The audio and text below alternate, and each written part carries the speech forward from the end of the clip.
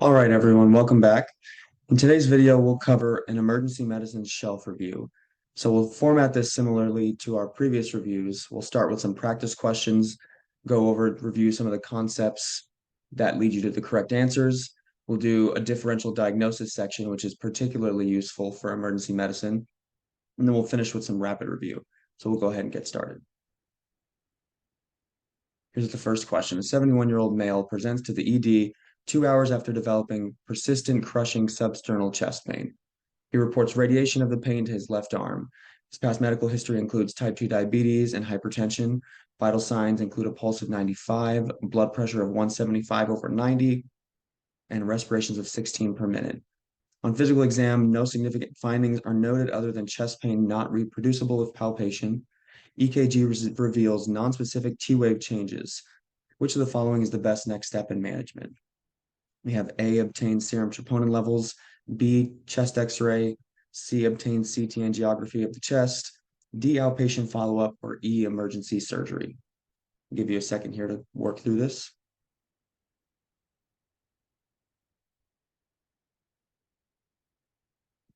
So the answer for this first question here was A, obtain serum troponin levels. So we'll talk about the answers here in a second. We have a second part to this question that we'll go through first.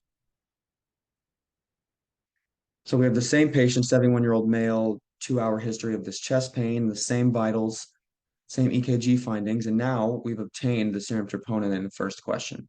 So the serum troponin obtained is 4 times the upper limit of normal. So now which of the following is the best next step in management? We have discharge home, we have observation in the ED, cardiac stress test, continuous IV furosemide infusion, and we have coronary angiography. I'll pause for a second here.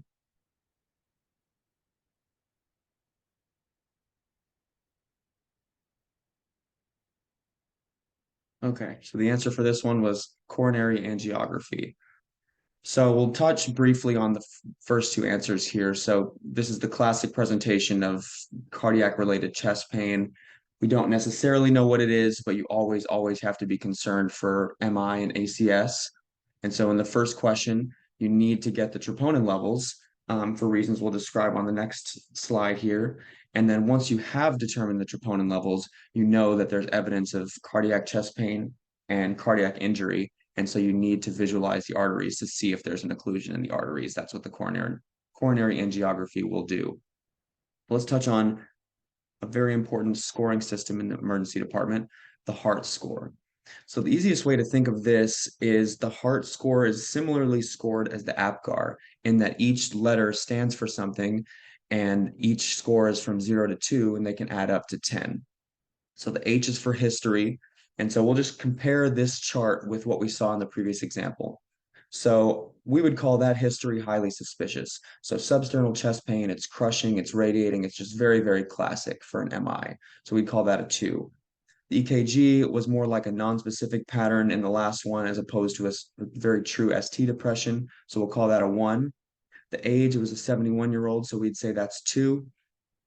Risk factors, only in the question where 2 were given, diabetes and hypertension, so we'd say that's 1. Although you can assume in a lot of questions with 2 obvious risk factors, there's probably more that weren't mentioned. And then troponin was well over 3 times the upper limit of normal, so that's 2. So this person was within that 7 to 10 range. And so once you get to that 7 to 10 range, you admit to the hospital for early invasive strategies.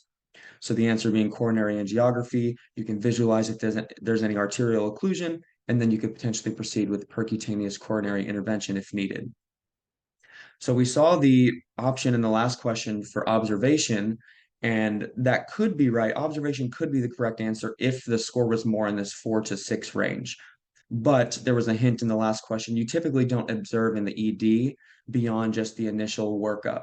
So you would admit for clinical observation. Admitting for observation would be a reasonable choice if the heart score wasn't quite so high. And so you could tell from the history that that's not someone that you would discharge home. You would need the heart score to be a lot lower to indicate that they would be willing to discharge home. So what we did in the first question is we had the history, we had the EKG findings, age and risk factors. We were missing the T in the heart score.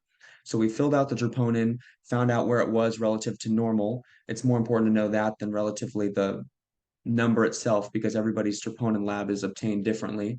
Then once we had the full heart score, we could then determine where we admitted next, either home, admitted for observation, or admitted to the hospital with intervention planned.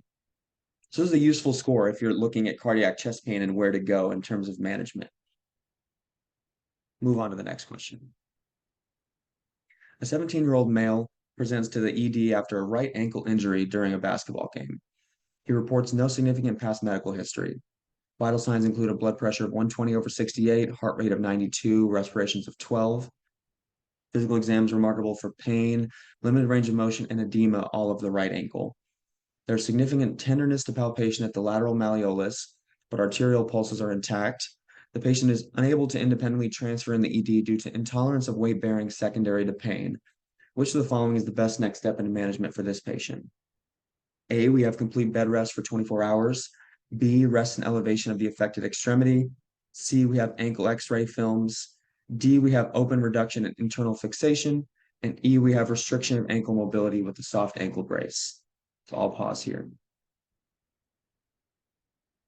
So the answer to this one here was ankle x-ray films.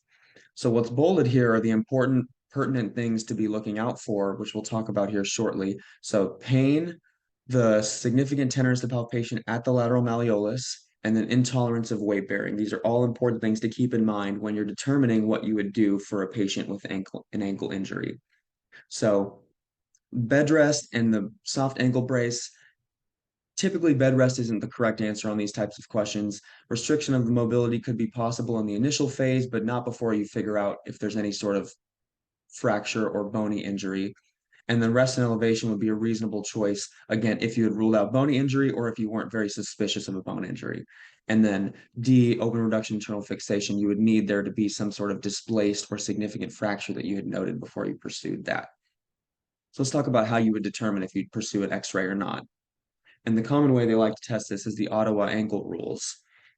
And so the easiest way to do this is if you split it up into ankle injuries and midfoot injuries. And we can use this picture here to help us figure these out. So you would need to have, let's start with the ankle first. So pain in the malleolar region, which the malleolar region is highlighted here in the lateral view and the medial view, which this patient had. And then tenderness along the posterior distal 6 centimeter of the medial or lateral malleolus. They may not say specifically 2 centimeters from the lateral malleolus. What they may just say is that the malleolus itself is painful. That's the easiest way to say that without giving you some huge hint what you should be looking for. And then be on the lookout for unable to bear weight immediately and in the emergency department. So if they're truly unable to bear weight, that's another way that you qualify for an ankle x-ray. So let's talk about the midfoot region. It's very similar. So pain in the midfoot region. So again, this region right here. And then you have to have either tenderness at the base of the fifth metatarsal or the navicular. So highlighted there on the medial and lateral view. And then again, unable to bear weight immediately and in the emergency department. So both of these are similar enough that if you remember one, you can remember the other. So if you keep them as separate injuries, pain in the malleolar region, pain in the midfoot region, then you just have to have bony tenderness at an important landmark, which are bolded. And then you also need to not be able to bear weight. Those three things qualifies you for an ankle x-ray on a board question. In reality, they may get an x-ray regardless, but in reality, that's how they want you to test on the real exams.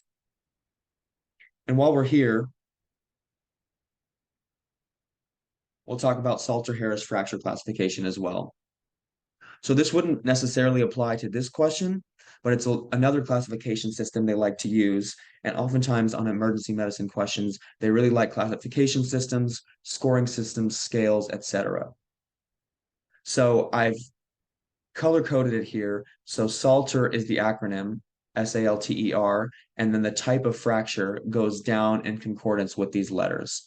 So type 1 coordinating with S, type 2 with above, type 3 with lower, 4 is through everything, and 5 is eraser. And so this is drawn in a picture over here. Let's talk about the definitions first. So a type 1 is a transverse fracture through the physis. So we have the physis or growth plate here, we have the metaphysis here, and then we have the epiphysis below here. So Type 1 is a straight across fracture through the physis, hence where the straight across in the S comes from. It's a fracture straight through the growth plate.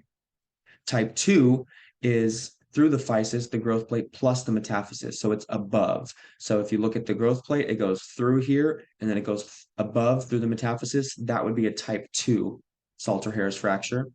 And then type 3 would be through the growth plate again, the physis plus the epiphysis instead of the metaphysis. So going down. So it's lower. So that's where the L comes in. And then type 4 is through everything. So type 4 is basically through the metaphysis, which is here above the physis, and the epiphysis. So it's basically this whole stretch of bone through all three levels. And then type 5 would be eraser. There's not a specific part, but it's at the growth plate. It's a compression crush injury of the physis. So you can't necessarily, you won't see a line here, but it would be a crush injury at this exact location. And so it's easy to remember because it's straight across and above, straight across and below, through everything, and then the whole growth plate is erased. And so that's the easy way to remember types 1 through 5.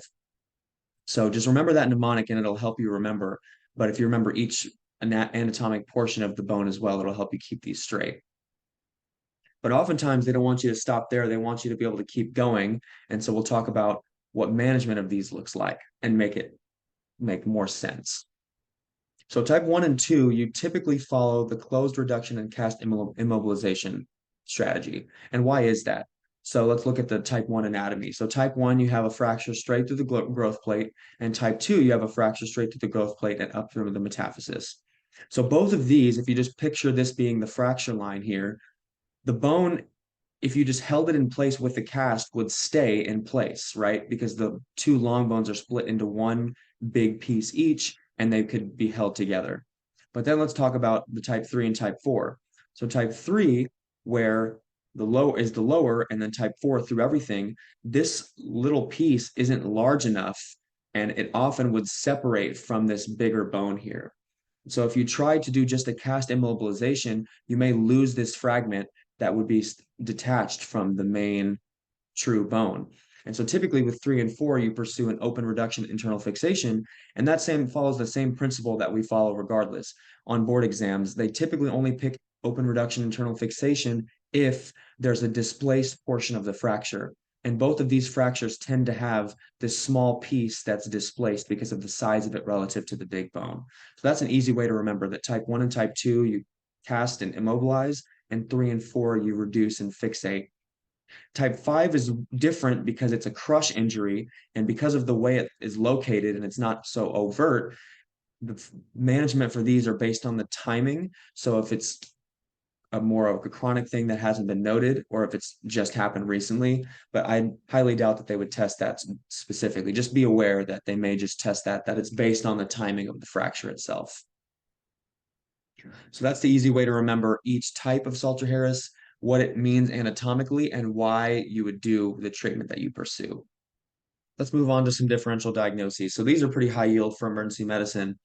And so we'll start with fever. So think of some differentials for fever and we'll pause. Okay, we'll move on. So remember, this is not a comprehensive list, nor is it supposed to be. What it is supposed to do is give you a brief idea of some things you should keep in mind, some of the most common causes of fever you'll see in real life, and how to work through them on an exam. So first we have a UTI. So we'll split these into laboratory study, findings, and additional hints. So what studies do you get if you suspect a UTI or you need to rule out a fever? You'd get a urinalysis, and then if the urinalysis was positive, you would get a urine culture. Or in specific populations like pregnant patients, you may get a urine culture anyways. The findings, so you'd have dysuria, so pain with urination as the infection causes inflammation of the urinary tract. Urinary frequency, as the irritation may cause spasms of the bladder and the urethra, which may cause urinary frequency. Suprapubic tenderness is a specific sign for cystitis because with suprapubic tenderness, that means the bladder itself where you're pushing is tender. And then CVA tenderness, costovertebral angle tenderness, would be if it had progressed to pyelonephritis.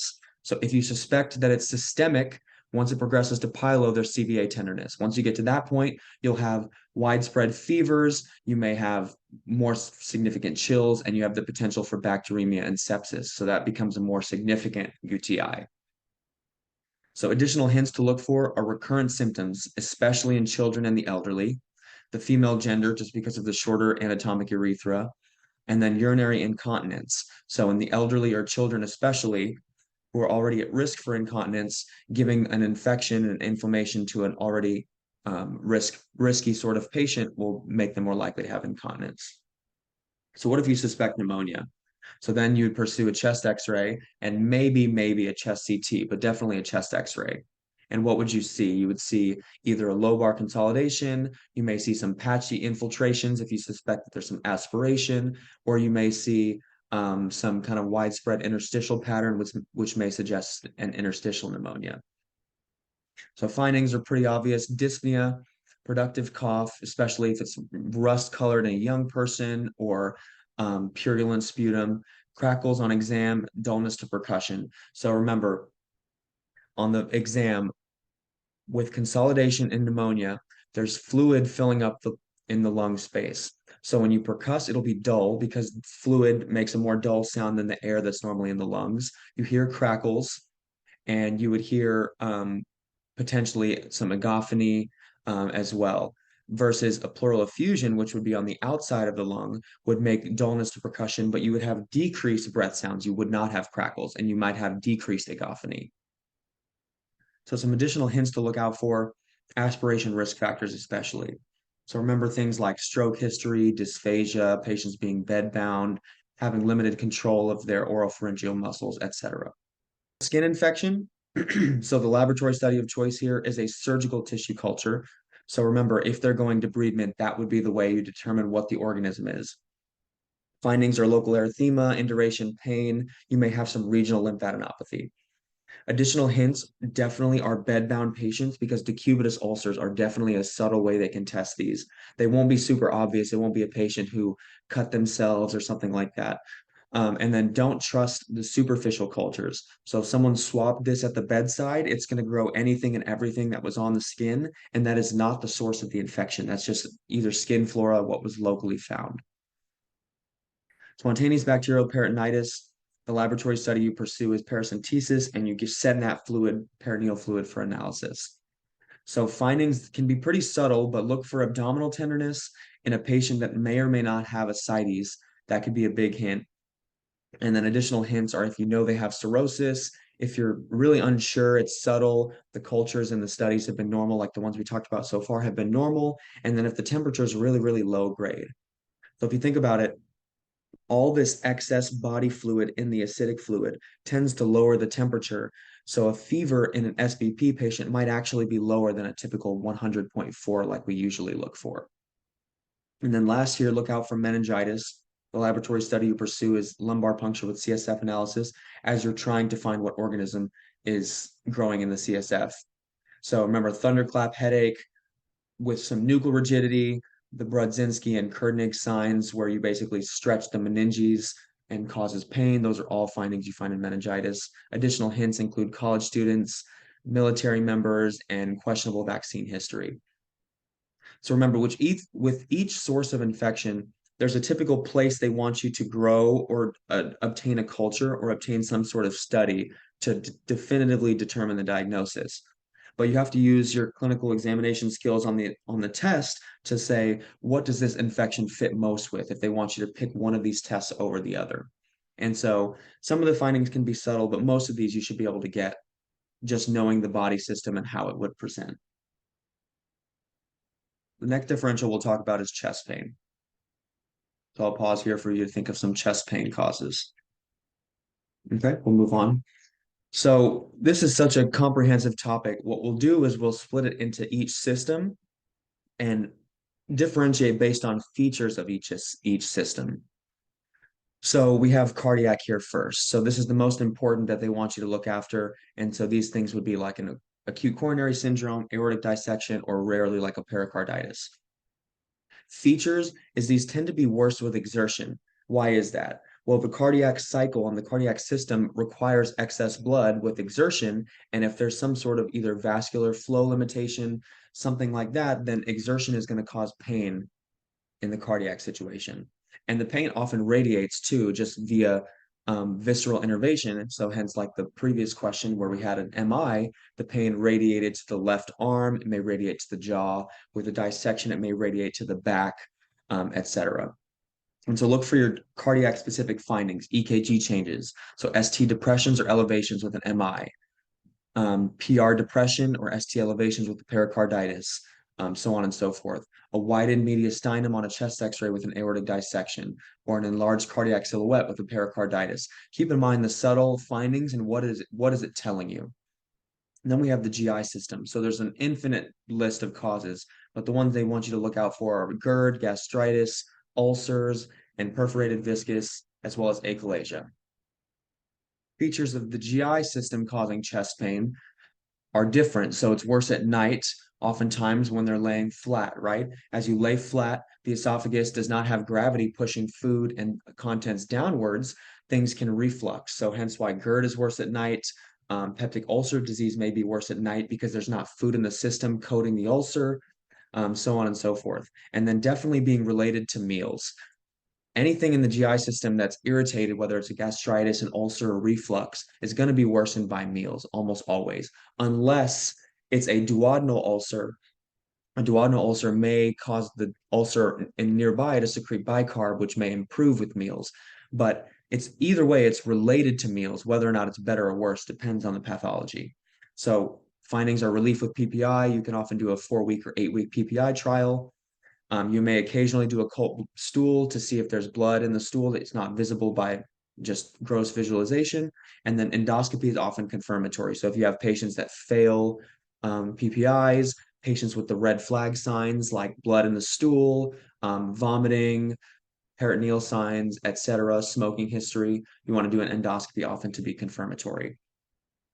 Then we have pulmonary causes, which are often in the emergency department, pneumonia and pneumothorax. Pleurisy is another one to be aware of. So these, again, keep in mind why these features would be found. So it's related to inspiration, expiration, because the lung and the pleural lining are irritated. So when you take deep breaths or expire, that's when the pain is exacerbated. And then it's sharp in characterization because typically pain related to the lung and pleura tends to be sharp. So findings you may see on a chest x-ray if it's a pneumonia, consolidation, loss of lung markings if it's a pneumothorax, mediastinal shift if it's a tension pneumothorax pushing. So if a pneumothorax happened here, for example, all of the air fills up this pleural space, you may shift the mediastinum to the other side. So keep that in mind. Then we have the musculoskeletal system. So things like costochondritis, rib fractures, muscle spasms. So these things tend to be reproducible with palpation, which if you remember the cardiac question we talked about, that was not reproducible with palpation. That's a big hint to look out for. It's related to specific movements. So muscle spasms, things of that nature will be worse as you exacerbate and strain the muscle that was spasming. And then young patients tend to have these happen more often than cardiac or pulmonary causes. So you may find subtle things on chest x-ray like rib fractures, nodules on the ribs, etc. But the workup will often be pretty unremarkable.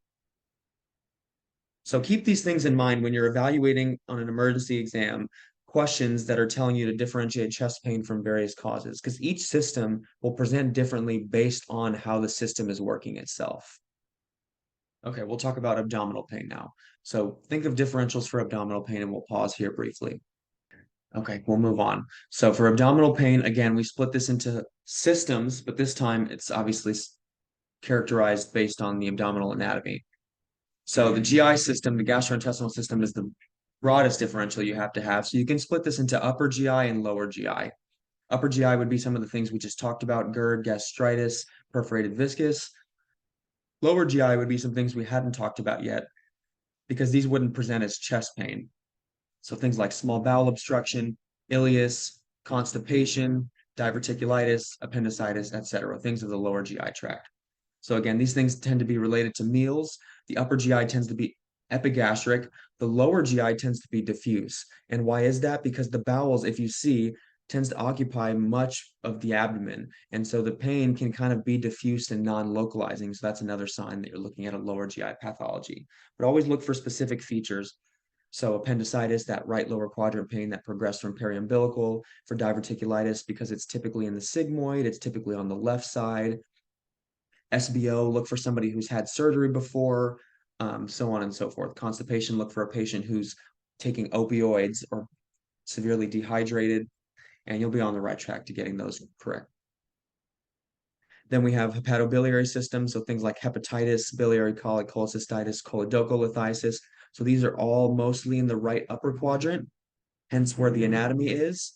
And the timing is often constant because once there's an infection or inflammation in these areas, it's not going to tend to fluctuate daily or with meals.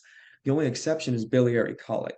As a stone is getting put into the cystic duct, but then coming back out, you may have the colicky pain. But for the most part, all the other inflammatory causes of hepatobiliary pain will typically be pretty constant. Then vascular causes, we have acute mesenteric ischemia, which is usually an occlusion of the SMA, sometimes the IMA. We have chronic mesenteric ischemia or intestinal angina. We have colonic watershed ischemia, which is basically decreased perfusion via the watershed pattern, where you have decreased perfusion, but that there's multiple arteries supplying the colon. And so you sometimes have territorial infarcts. This most often happens in the hepatic and splenic flexures. And then you have triple A's as well. So look for vascular history. So atherosclerosis, diabetes, previous MIs. The pain again will be generalized, and then it'll be related to meals as well, but for a different reason. It'll be related to meals because the blood supply is insufficient during meals. And then the last system we have is gynecological. So pregnancy, ectopic pregnancy, PID, ovarian torsion, ruptured ovarian cyst, just to name a few. So these, again, the gynecological causes are often in the lower abdomen. So look for lower abdominal pain. The young female demographic, keep in mind that PID, they may give you some risk factors like gonorrhea or chlamydia infection. With a tubo-ovarian abscess or something, they may give you a history of PID. With ovarian torsion, it may have had a period of being intermittent before it progressed to being constant. Go through one last differential here. This is altered mental status. So I'll pause here briefly.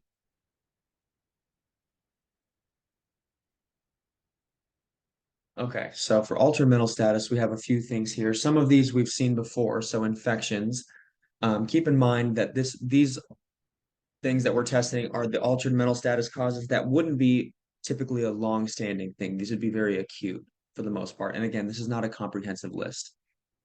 So we'll talk about the timing, key features, and how you would treat these things. So with any infection, we talked about some of the causes earlier. Timing would usually be constant. The key features to look out for are fever, especially elderly or immunocompromised. If you see a localizing sign that points to where the infection is, we talked about those earlier, or history of prior episodes. So what do you do with infection? You look for confirmatory evidence. You usually culture for the organism. You start with broad spectrum antibiotics usually after you've cultured, and then you narrow with the culture findings. Once you get specifically the organism and what it's susceptible to, you can narrow the antibiotics. For medications, the timing is variable and it's often related to medication timing, which makes sense. And the key features is it's specific to each system of defending medication, but some high yield medications that can cause altered mental status are antimuscarinics, first generation antihistamines, benzodiazepines, etc. So those are the typical causes that you see in the elderly that they like to test. So antimuscarinics like benztropine, first gen antihistamines like diphenhydramine. So you always want to choose medication review if they let you choose that as an answer choice. Adjust the regimen if they need to, counsel on compliance or not overdoing the sedating medications, especially in elderly patients. For electrolyte abnormalities, they tend to be constant as well in timing. So the features vary based on the electrolytes, but some key ones to look out for are EKG changes, more so than the last two sections, neurological or reflex changes, and then very, very abnormal metabolic panels. So if you see a slight abnormal electrolyte, that may not be what they're talking or targeting for altered mental status, but if you see something markedly abnormal, that's usually what they're going after. So depending on if it's low or high, you either need to replete or remove the excess electrolyte. So for example, like potassium, you would replete if it's low, or if it's in excess, you would typically have to stabilize with calcium gluconate and then find short-term and long-term solutions to get rid of the potassium. Then we have psychiatric disorders. Timing again tends to be relatively constant, but if you have external triggers, this can make it peak and plateau depending on these external triggers. So features to look out for are audible hallucinations, sometimes visual, but visual tends to go with delirium, which we'll talk about next. Agitation or history of refractory psychosis are often things to be aware of. So acute treatment, you typically for acute psychiatric disorders, you want to start with antipsychotics. You don't want to do a mood stabilizer acutely. That's usually not going to deal with the problem fast enough. And you probably don't want to do benzodiazepines unless they're just severely, severely agitated. Antipsychotics are usually how you want to pursue initially in the acute setting. Long term, you want to encourage follow up. Long term is when you can initiate mood stabilizers such as lithium. And then you can also maybe incorporate second generation antipsychotics as well. And last, we have delirium. So this is the timing that's very key to be aware of. So it fluctuates and it's often worse at night, which is the term you may have heard sundowning. So key features with delirium are very, very key. The cognition fluctuates. There may be insomnia, there may be agitation, may be related to the time of day, etc. That's the classic setting of delirium. So how do you treat delirium? You avoid oversedation. We talked about some medications to avoid earlier. You avoid physical restraints as possible. You encourage the day to night transition. So the lights on, the blinds open during the day, the lights off at night, reorientation, physical touch, being around family members. So we'll move on now to the rapid review section. So crushing substernal chest pain with ST elevations in V1, V2, V3, shortness of breath, crackles, and lower extremity edema. So this is a STEMI, and these lung findings that you're seeing probably indicate there's left ventricular failure acutely and some flash pulmonary edema. So that's the extra findings here, but this looks like our first question that we talked about, this acute coronary syndrome. An unrestrained passenger in a motor vehicle accident presents with unilateral diminished breath sounds and dullness to percussion. This is a hemothorax. So remember what we talked about with lung sounds earlier. Dullness to percussion with something in the lung indicates there's fluid. If this was hyperresonant, you may say this is a pneumothorax. But keep in mind the dullness to percussion may be the only hint that it's blood developing in the thorax and not air. Young person with unilateral upper extremity swelling, pain, erythema following vigorous exercise. So this is actually a deep venous thrombosis. So we think of DVT as a lower extremity in a patient that was immobilized, but these can often be spontaneous via trauma or vigorous exercise, especially in young patients. So keep that in mind. You would need to potentially do a brief period of anticoagulation for maybe 3 to 6 months in a patient who has a DVT this way, but this is not necessarily an indication for lifelong anticoagulation. Older male, history of abdominal surgery, presents with severe abdominal pain, constipation, irreducible mass in the left lower quadrant. So this is an incarcerated inguinal hernia. So incarcerated meaning that the hernia is not reducible anymore. The fact that he has severe abdominal pain, constipation is saying that maybe the hernia is strangulated and we're having ischemia of that local section of bowel as well. But we know it's incarcerated because it's not reducible. Immediately after completing a marathon, a runner collapses without loss of consciousness and has minimally elevated temperature. So this is exercise-associated postural hypotension. So basically, the blood is pooling in the large muscles of the legs. They finish the run and they lose that sympathetic stimulation, pumping all that blood. It tends to pool in the lower extremities. You don't have as much venous return and you may have some postural hypotension. So contrast this with heat stroke where the temperature would be extremely high. And this looks similar, but it's different. The temperature is minimally elevated and it's a collapse after because of a decreased cardiac return. Young patient with moderate chest pain worsened with palpation. This is purposely vague. This is classic costochondritis. So remember in your musculoskeletal differential of chest pain, costochondritis is one they want you to be aware of. A minor presenting with ataxia, irritability, gingival inflammation, and excess salivation. So that's mercury poisoning, and the gingival inflammation and excess salivation gives it away. That's definitely something to commit to memory because that's just one that it's just a memory buzzword. Sudden onset severe headache in an elderly patient. That's a subarachnoid hemorrhage. So maybe described as the worst headache of their lives, maybe also be described as a thunderclap. Sudden onset, also severe, but unilateral headache, periorbital, it's associated with tearing and conjunctival injection. So this is a cluster headache.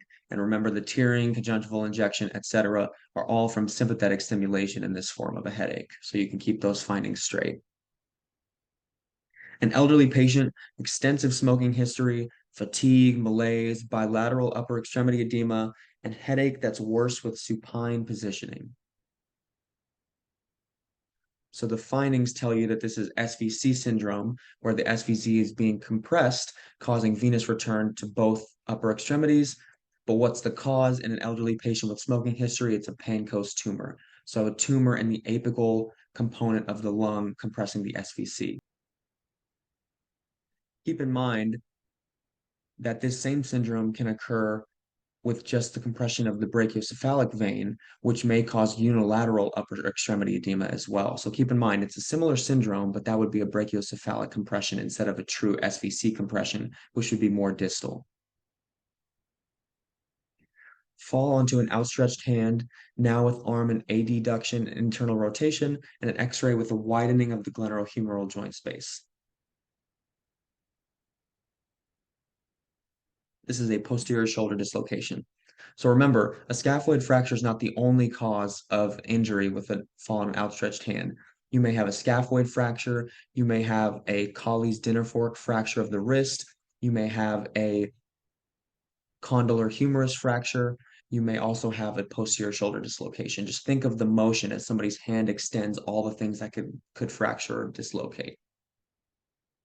Repeated bilateral lower extremity pain and swelling after strenuous exercise, and it spontaneously resolves. So this is chronic exertional compartment syndrome. So it's similar to the acute compartment syndrome in that there's a compartment in the lower extremities that's filling with space, causing limited blood supply. The difference is it's chronic, it happens constantly with strenuous exercise, and it's exertional, so it can resolve on its own. So that's a new one that they're testing these days. Young patient with no past medical history presents with encephalopathy, anion gap metabolic acidosis, and hyperglycemia. So that's DKA. Remember, if you see anion gap metabolic acidosis and hyperglycemia, this should definitely be on your differential, especially on a young patient with no past medical history, because this may be their initial presentation for type 1 diabetes. Fall from a roof with spinal tenderness, spinal x-ray with decreased vertebral body height at T8. So that is a vertebral compression fracture. These compression fractures often happen in the thoracic spine, and the decreased body height is what you may hear it described, or you may see one vertebra that has a shortened height, and that's a vertebral compression fracture. Always from falls from height, even with the distracting injury, always be careful to watch out for these. Recent bar fight, severe tenderness of the medial hand at the fifth metacarpal. This is what they call boxer's fracture. But at the fifth metacarpal, it would be an inexperienced fighter. So somebody at a bar fight, someone who just got into a brief altercation. Look for that fifth metacarpal fracture. So that concludes the rapid review section and the rest of this video. So if you found this shelf review helpful, be sure to drop a like and subscribe. If you have any other feedback, leave that in the comments below. We'll make sure to get to that and do more videos like this in the future.